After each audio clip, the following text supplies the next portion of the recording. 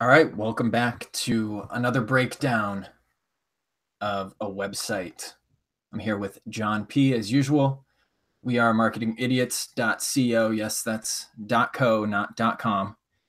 And today we're going to be taking a look at Dylan Madden's site, Calm and Collective. This is just going to be a short breakdown, and John's going to talk a little bit about the design, and I'm going to go through something that we noticed with the backlink profile and just a couple of quick tips. We overall, I think I can speak for John when we say that we think the site has a really good foundation. We like it overall. Just a couple of minor tweaks to kind of take it to the next level is what we're thinking. So yeah, I'll kick it over to John. Thanks, Nick. Let me just bring this up here. Can you see the screen share all right? Cool. Yeah, so like you say, I think we both agree that overall it's a pretty good website. I think Dylan has a I think he's got good taste, kind of good aesthetic sensibilities, which I think is a differentiator from a lot of bloggers. To be perfectly frank with you. But there are some things that I noticed just scrolling through his website and kind of looking at different things that could be tweaked a little bit.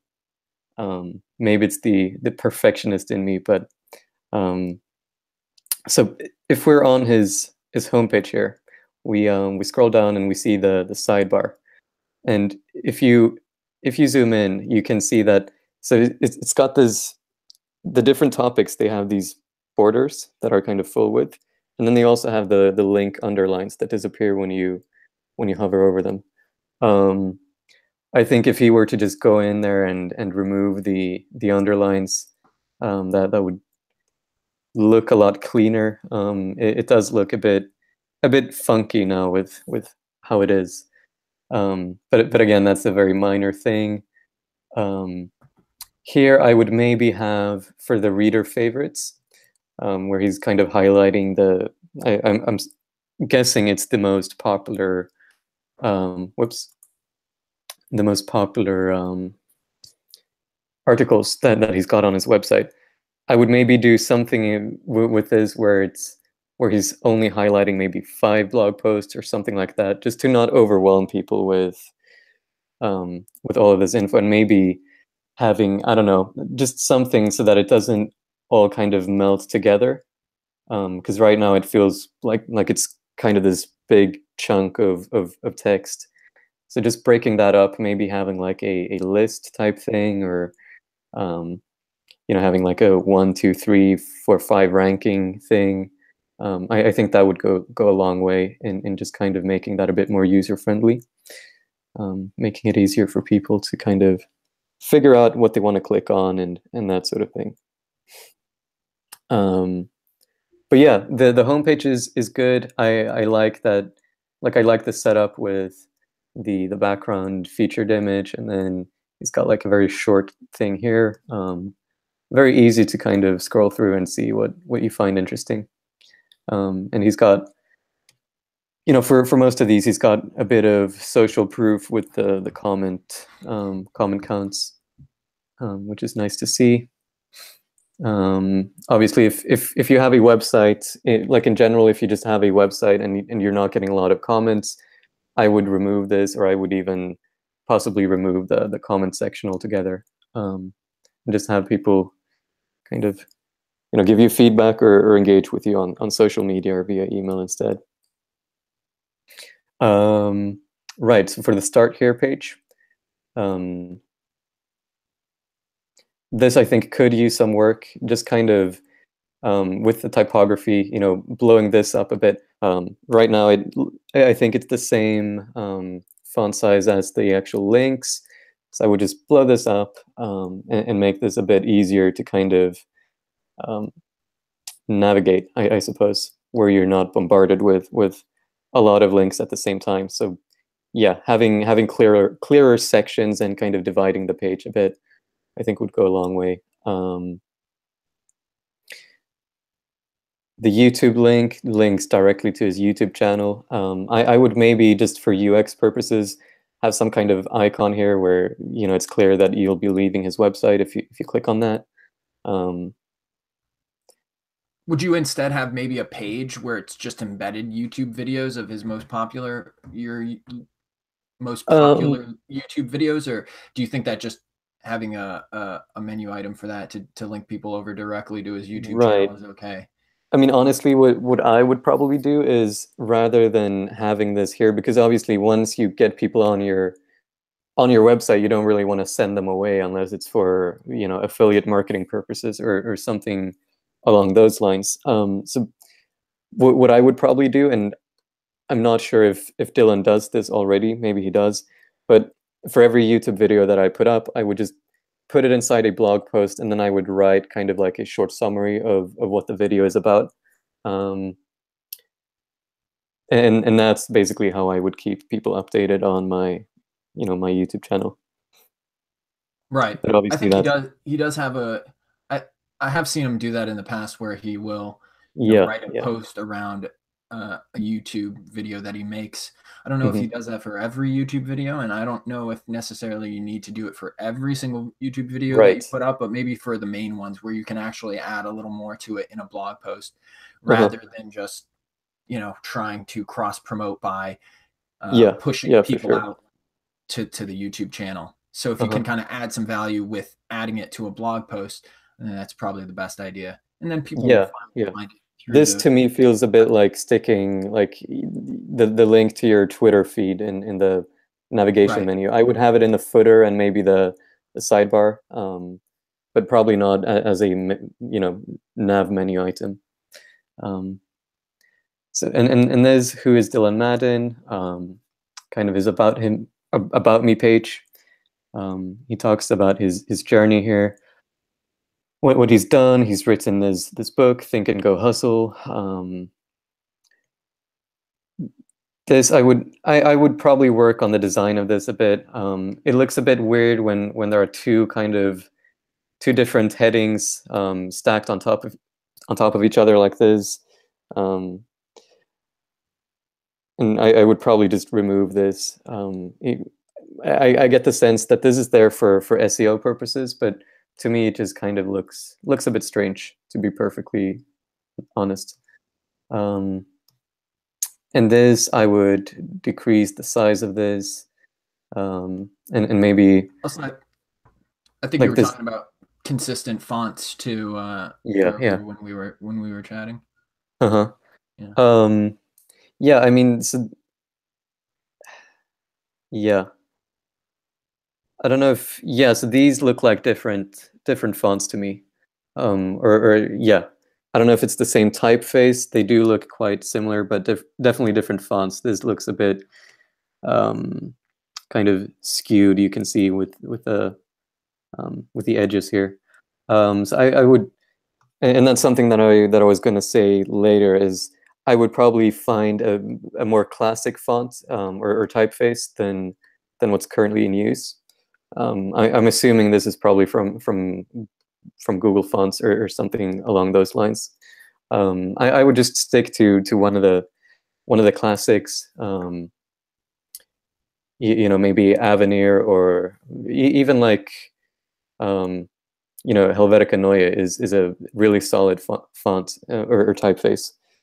Um, but yeah, just picking one font and sticking to it, I think is the best course of action for most people.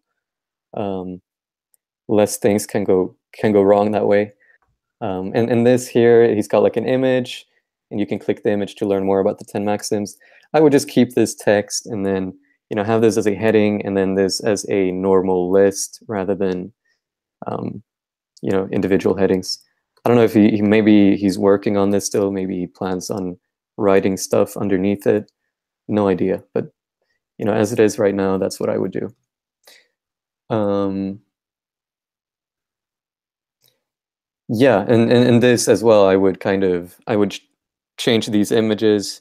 Um, The it looks icons look kind a of little bit dated, right? Like you could probably yeah, find yeah, some with the better black pictures of the background. Twitter icon and the YouTube icon and use like their updated icons.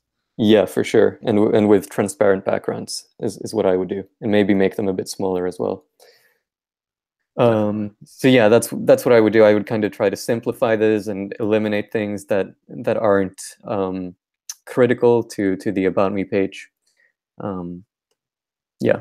And And then then the for the last thing was archives, archives. Yeah. finally, I would just remove the link underlines here altogether, especially for these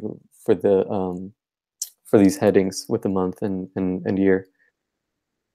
Because people, when you go to an archive page, you're already expecting all of these things to be links. You don't actually need to tell people that, and it does look a bit overwhelming where everything has this line underneath it.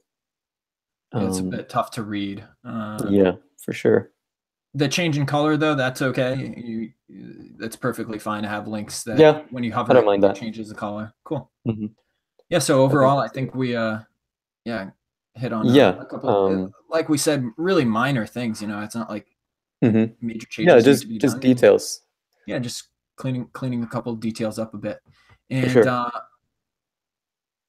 his site loads fast, and from an SEO perspective, I think he does a fairly good job, except on just one thing that we kind of were looking at the backlink profile, and we wanted to point out to Dylan, and yeah, I'll switch over to that now if I can find it. All right, hopefully that oops. All right, let's see. Can you see that now? Let me check. Yeah, I Yeah. think it should be good. If not, then I'll keep going anyways. So yeah, Right. we were just in Ahrefs, and it's similar to SEMrush if you're familiar with that. If not, check it out, ahrefs.com. But it's a really good program just for taking a look at the backlink profile and who's pointing to your domain. And what we noticed was kind of something alarming here. Right around November, a lot of referring domains and links and pages all kind of dropped off, which is not good, especially when you had like 2,000 something referring pages, and now Hmm. it's down in the 300s. I mean, that's like a critical drop, right? Yeah. You can see here too. All of these kind of illustrate the same thing: domains, pages, etc.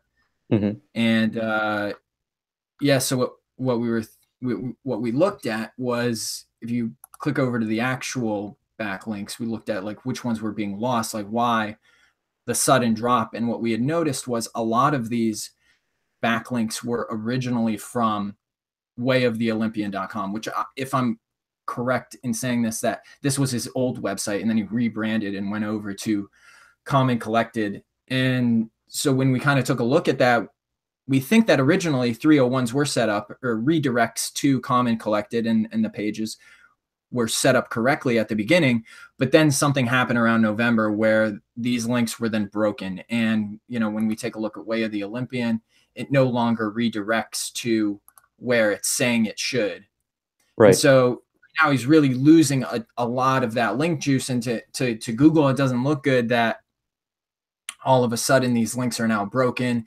and some really valuable pages, not some really valuable domains that were pointing to him, are no longer doing that. And that's, as you know, like with SEO, it's a lot about the people that refer to your domain, right? So it's all Hmm. about backlinks and creating quality content. That's really the two things that I push.